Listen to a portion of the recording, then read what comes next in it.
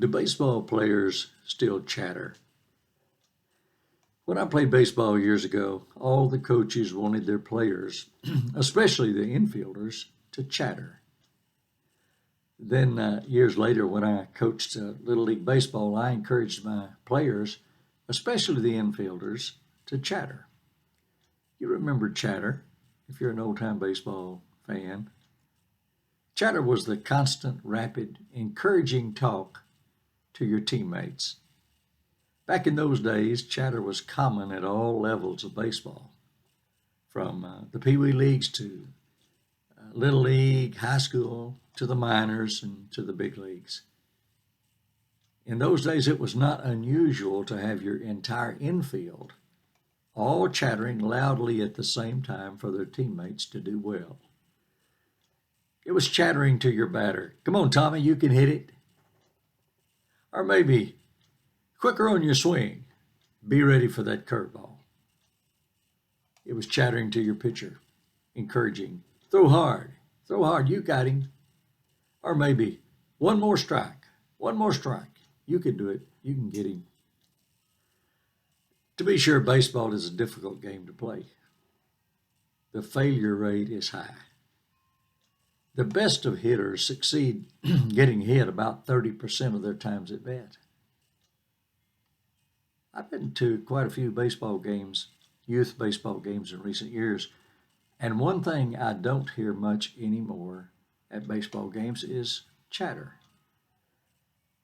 No one says anything.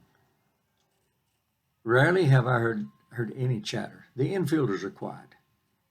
Instead of hearing players chattering, encouraging each other, I just usually hear a few loud crickets.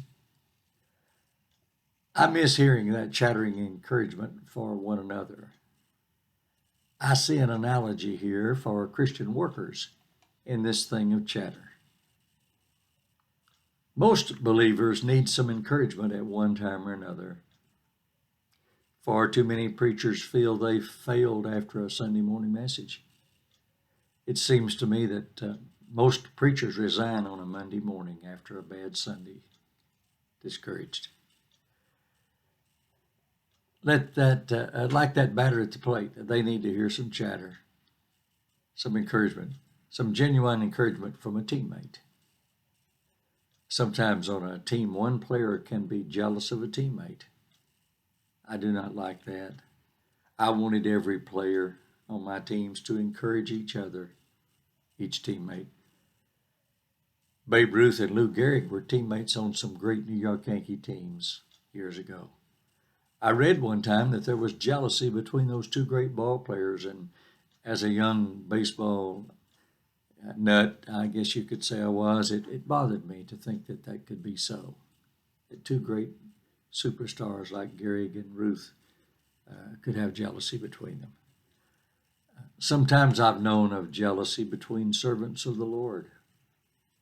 That ought not be, because we're all on the same team, the team for the Lord Jesus.